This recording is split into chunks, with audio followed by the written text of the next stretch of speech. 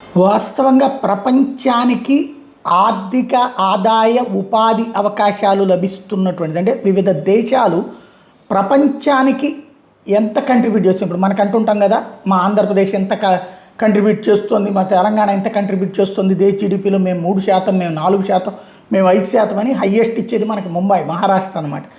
అట్లాగే ప్రపంచంలో ఏ దేశాలంటే మనం 2వ స్థానంలోనో, ఇది మనం చెప్పట్ల, IMF చెప్తోంది. చైనా 26.6% కంట్రిబ్యూట్ చేస్తుంది.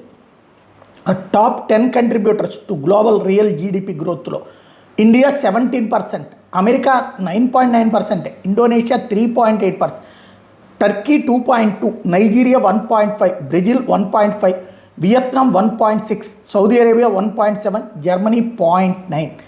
ఇండియా చైనా కలిపితే ఏకంగా దాదాపు 43.6%, అంటే దాదాపు సగం కంట్రిబ్యూట్ చేస్తున్నాయి అన్నమాట. ప్రపంచ జీడిపిలో ఈ మొత్తం సమకూర్చి పెడుతున్నాయి.